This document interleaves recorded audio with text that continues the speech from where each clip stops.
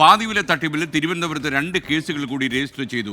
2 കേസുകളിലും അനന്തു കൃഷ്ണനാണ് ഒന്നാം പ്രതി. കാട്ടാക്കട, നെയ്യാർ ഡാം പോലീസ് സ്റ്റേഷനുകളിലാണ് പുതിയ കേസുകൾ രജിസ്റ്റർ ചെയ്തിരിക്കുന്നത്. AV ജയശങ്കർ കൂടി ചേരുന്നു തിരുവനന്തപുരത്ത് നിന്ന്. Jayashankar, good morning. അവിടെയും ഈ പാതിവിലയ്ക്ക് സാധനം വാങ്ങാൻ ആൾക്കാരുണ്ടായിരുന്നു അല്ലേ, നെയ്യാർ ഡാമിന് പരിസരത്തൊക്കെ?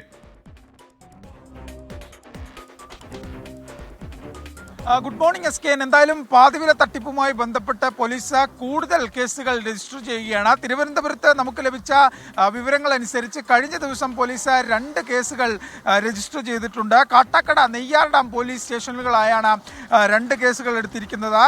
കലവറക്കോണം കൊച്ചുവേട്ടിൽ ശ്രീദേവിയുടെ പരാതിയിലാണ് കാട്ടാക്കട പോലീസ് കേസെടുത്തിരിക്കുന്നത്. തച്ചൻകോട് സ്വദേശിനി സജിതയുടെ പരാതിയിലാണ് നെയ്യാർ ഡാം പോലീസ് കേസെടുത്തിരിക്കുന്നത്. ഇരുവരിൽ നിന്നും 60,000 രൂപ സ്കൂട്ടർ നൽകാമെന്ന് പറഞ്ഞ് പ്രതി പണം വാങ്ങി വഞ്ചിച്ചു എന്നാണ് ഈ FIR-ൽ പറയുന്നത്. പിന്നീട് ഈ പണം നഷ്ടമായെന്നറിഞ്ഞ് ഈ മാധ്യമവാർത്തകളൊക്കെ വന്നതിന് ശേഷമാണ് ഇവർ പണം നഷ്ടമായെന്ന് തിരിച്ചറിയുന്നത്. പിന്നാലെ പോലീസിൽ പരാതി നൽകിയായിരുന്നു.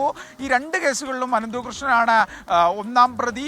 ഇയാൾ ഇത്തരത്തിൽ ബാങ്ക് വഴിയാണ് പണം വാങ്ങിയത് ഉൾപ്പെടെയുള്ള വിവരങ്ങൾ നൽകിയിട്ടുണ്ട്. എന്തായാലും തിരുവനന്തപുരം ജില്ലയിൽ കേസുകളുടെ എണ്ണം കൂടാൻ സാധ്യതയെന്നാണ് പോലീസ് പറയുന്നത്. കഴിഞ്ഞ ദിവസങ്ങളിൽ ഈ FIR-കൾ പുറത്തു വരാത്ത കുറച്ചധികം കേസുകൾ പോലീസ് എടുത്തു എന്നാണ് നമുക്ക് ലഭ്യമാകുന്ന വിവരം. ഇതിന് FIR-ഉം മറ്റും പോലീസിന് പങ്കുവെക്കണം. ആ ഘട്ടത്തിൽ മാത്രമേ ഔദ്യോഗികമായി കേസുകളുടെ എണ്ണം നമുക്ക് പറയാൻ സാധിക്കൂ. പക്ഷേ റൂറൽ പോലീസ് ജില്ലയിൽ കൂടുതൽ കേസുകൾ ഈ പാതിവില തട്ടിപ്പുമായി ബന്ധപ്പെട്ട് പോലീസ് എടുത്തിട്ടുണ്ട്, ഇല്ലെങ്കിൽ കൂടുതൽ പരാതികൾ ലഭിച്ചിട്ടുണ്ടെന്നാണ് നിലവിൽ ലഭ്യമാകുന്ന വിവരം. ഇതിൻ്റെ കണക്കുകൾ ഉൾപ്പെടെ വരും മണിക്കൂറുകളിൽ എന്തായാലും ലഭ്യമാകും. കൂടുതൽ തിരുവനന്തപുരത്ത് സ്ത്രീകളെ കേന്ദ്രീകരിച്ചാണ് തട്ടിപ്പെന്ന നിർണായകമായൊരു വിവരവും നമുക്ക് ലഭ്യമാകുന്നുണ്ട്. കുടുംബശ്രീയെ ഉൾപ്പെടെ ഈ തട്ടിപ്പിന് ഉപയോഗപ്പെടുത്തിയെന്നൊരു വിവരമുണ്ട്. എല്ലാ ഇടപാടുകളും ബാങ്ക് അക്കൗണ്ട് വഴിയാണെന്നതും വളരെയധികം പ്രധാനപ്പെട്ടതാണ്.